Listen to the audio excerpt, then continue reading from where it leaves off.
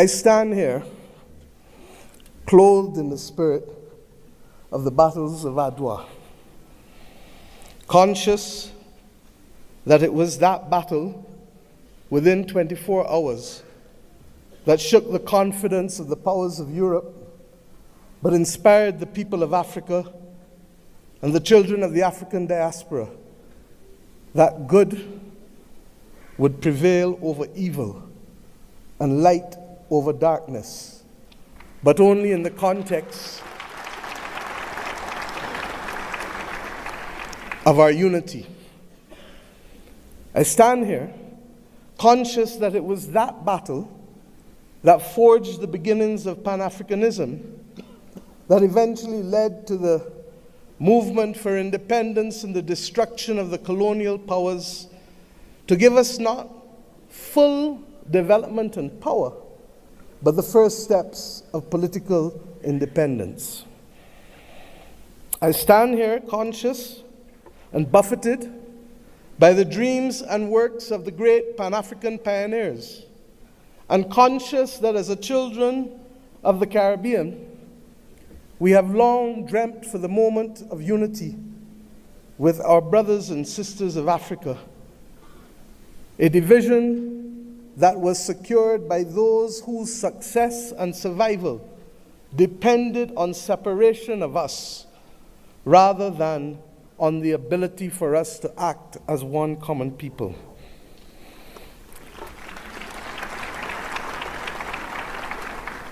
Our relationship, you can say, was embryonic, but regrettably, as long as it has been and as related as we have been, it has been sporadic. And it is up to us as the children of independent states to determine whether the history of separation shall be our future or whether the spirit of Adwa can be our inspiration to confront the challenges of a new world.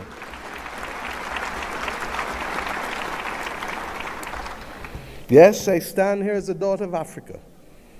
I stand here equally as a proud Prime Minister of Barbados, a country which is the first landmass that you reach after you leave this great continent of Africa, a country which became a hub for the wrong reasons, but today I come to Ethiopia to share with you in the Africa Union that we can be a hub now for the right reasons between our two peoples.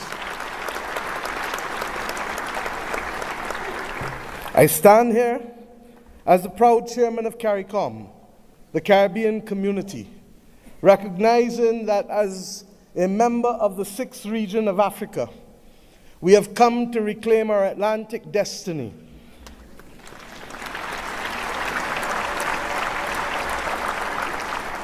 We have come to ensure that the very futures of our people are different and will not once again be determined by a middleman who will ensure that the Middle Passage is one that sees our people at the bottom of the ocean's floor of the Atlantic or in the fields of the plantations of the Caribbean, but instead that it will be a future that sees our people, hears our people, feels our people, and that will determine in future that it is we who shall forge the manner in which we cooperate, integrate, and invest, rather than simply being victims of a past history. I stand here equally as the chair of the V20, 70 countries across the world that are climate vulnerable, 40% of whom come from this great continent of Africa, recognizing that it is only through unity that we can confront the existential crisis of our generation, that of the climate crisis. The Secretary General of the United Nations has already laid out, ably so, many of the iniquities that we continue to face in spite of political independence. It was His Majesty Haile Selassie who popularized and told us that there shall be no first-class or second-class citizens, words popularized by Bob Marley, learned by all of our people without appropriately recognizing the context in which he spoke and the mission which must be ours for generations until it is achieved.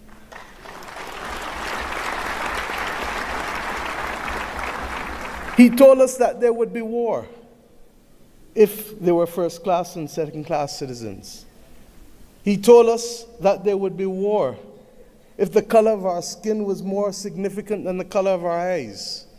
And we see here in the continent the continued descent into conflicts, born out of ethnicity differences, born out of a mad grab for resources, not invariably for our own benefit, but for the benefit of others who seek to use our people as pawns in the determination of their own future. But we stand here as proud people, and we have enough among ourselves to know the difference between right and wrong, and to forge a future that is not for a few, but for the many.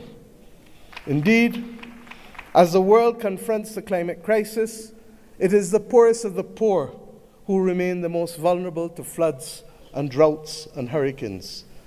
It is the poorest of the poor, and soon to be the middle of the middle, who will no longer be able to access insurance and therefore to be able to forge ahead with development if we do not make changes. We have examples of a partnership that have worked for us, not just from the spirit of Adwa and the conquests and the rise of the Pan-Africanist movement in our history, but within recent times. During the COVID-19 pandemic, it was the African Union, under the leadership then of President Ramaphosa, and with the assistance of Dr. Tedros of the WHO, that recognized that the Caribbean, which was being marginalized by denial of access to basic therapeutics, basic medical equipment, to vaccines, that we should not be left as pariahs on the global landscape, but that our brothers and sisters in Africa would bring us through the Africa Medical Supplies platform to be able to ensure that we could secure for our own people.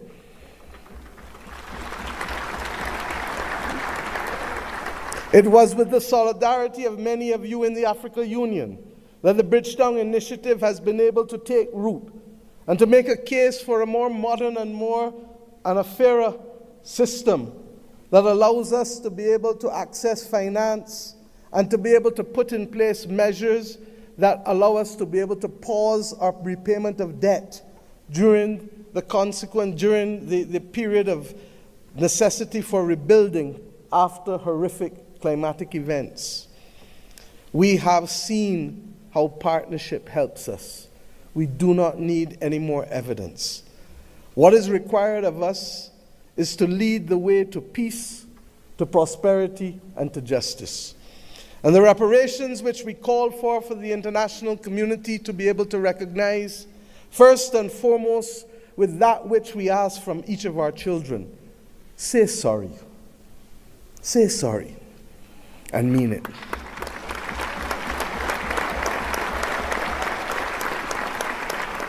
And after you say sorry, recognize that the future of the world is not possible without the stability of Africa and its diaspora. For as long as hypocrisy and double standards remain, it will be impossible to secure stability and peace in any nation across the earth. The reparations that we call for, beyond sorry, must be for fair access and development and compensation, because we each started the journey of independence with a chronic deficit of resources, a deficit of fairness, a deficit of opportunity.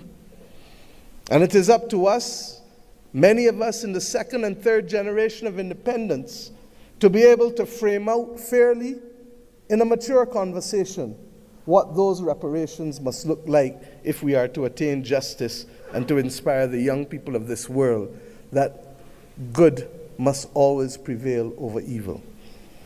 But it is not only the reparations that we ask from the international community, because we ourselves must repair the damage that was foisted on us.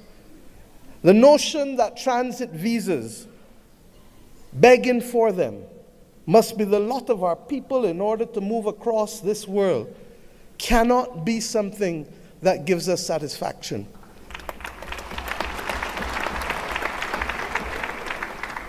To go east and to go west, we are first forced to go north. It is not right. And it is not beyond the heads of government and heads of state, of the region, of the Caribbean community, and of the continent of Africa to determine that we must stop talking about, but simply do what is necessary to build the air bridges and sea bridges to guarantee that we control our destiny.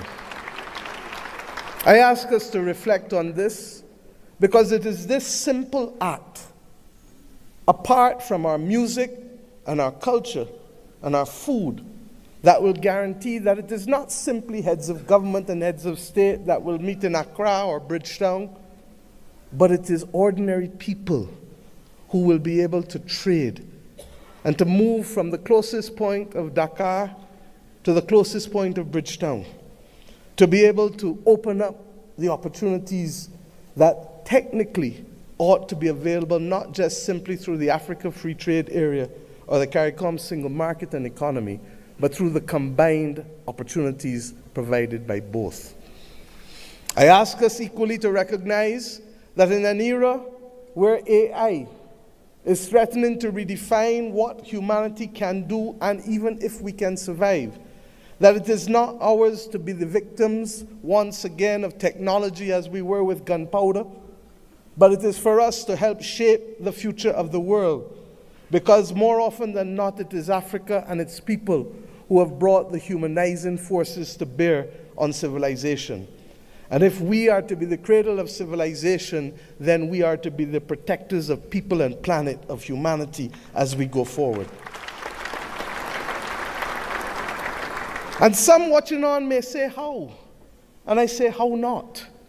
How not does a continent that has 40% of the world's minerals not be in charge of helping to secure the destiny and stability of the planet? How not does the numbers of our two communities, who constitute a third of the world's states, not act in singular purpose to forge the kind of world that we want and to be able to ensure that the institutions that deny access to us, to hear our voices as reflective of the continent and of the small island developing states of the world, how do we not secure that admission, which is not only just, but a moral imperative if the world is to have stability in this 21st century? My friends, I ask you, how do we not secure this victory when 1 in every 5 and possibly 1 in every 4 persons on the planet will come from this continent and its diaspora? Those who lead today have a moral imperative, not just to our citizens in our own countries, but above all else, to unity. The spirit of Adwa demands of us that we recognize that even in the face of the greatest technology being foisted upon us, that we can rise and win if we act in unity. This has been a message not given by our generation alone, but by previous generations of African and Caribbean leaders. But we ask ourselves, why does it elude us? And the answer comes not from outside, but only from within. When I speak of the USA with affection, I do not only want to speak of that which is known in the Americas. I want to speak about that which ought to have been possible if the 1884 Berlin talks did not take place. The possibility of the United States of Africa, which is as diverse as India, which is as diverse as China in terms of ethnicity and language and religion, but which is entirely possible if we see not ourselves first, but we see the unity of ourselves together. This may be the cry of a naive and romantic daughter of Africa. But if that is the case, I prefer to die being a naive and romantic daughter of Africa than one who is cynical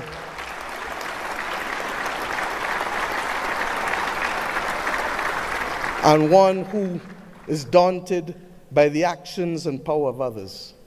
We know what it is to stand in unity with you to fight apartheid and to fight for the liberation of the peoples of Africa.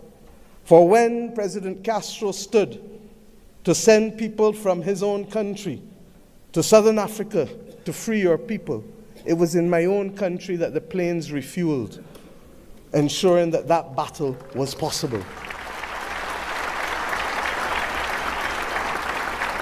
And when 100 years ago, almost, a Barbadian man and woman left our nation and left the United States to come here, Arnold and Mignon Ford, he wrote the anthem and lyrics of the anthem of the United Negro Improvement Association, UNIA, and his wife dared to establish a co-educational school here in Ethiopia, ensuring that boys and girls could receive education in a time and at a time when war was dominating the global landscape.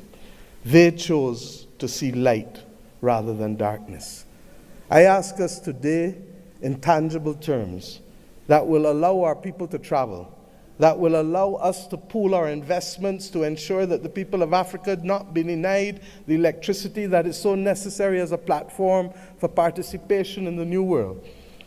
I ask us not only to pool that investment, but to also ensure that we pool our voices, because there is too much division in this world today.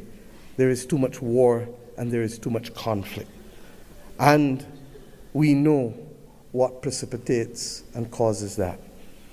If we leave Addis Ababa with the commitment that the world is not going to be safe without a prosperous and stable Africa, then we understand what is the moral imperatives we must undertake in each of our countries to secure that unity of purpose and to secure ultimately the saving of the people and planet. I ask you today to recognize that, and I thank Prime Minister Abiy Ahmed for agreeing that the first in-face summit of CARICOM and the Africa Union should take place here in Addis Ababa on the 7th of September of this year of our Lord.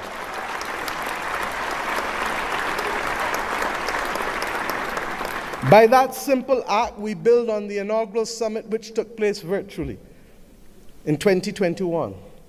But more importantly, we seek to regularize and to establish as a permanent point of interaction the unity of which I speak and call for. And I ask you as I leave this podium to recognize that we too in the Caribbean want to see you. Indeed, in my own country in Barbados, we will celebrate the Caribbean Festival of Arts, the 15th CariFesta, from August 22nd to August 31st. And we do so not only asking for those from Cuba and Bahamas in the north, to Venezuela, to Suriname and Guyana in the south, to Belize in the west and the Eastern Caribbean to come together to express our commitment to each other creatively through food and fashion and music and dance and art and sculpture and talk. Talk of philosophy, talk of religion, talk of who we are, talk of the future. I ask us to recognize that we celebrate this year our resilience, and that we do so not only asking the people of the Caribbean to come, but the people from whom we came here in Africa, in India, in China, and the continent to which we went, in particular, in Central America and Latin America. This is our moment to show the world that we were not simply apostrophes to the history and the modern history of humanity, but that truly we are the ones who can level the playing field and to create the opportunities that will allow the world to see people, hear people, and feel people, and to value the planet and its biodiversity at the very time when it is greatest in crisis. Let us remove the scars of history and be firm craftsmen of our fate, recognizing that the only people who can stop us now are we but ourselves.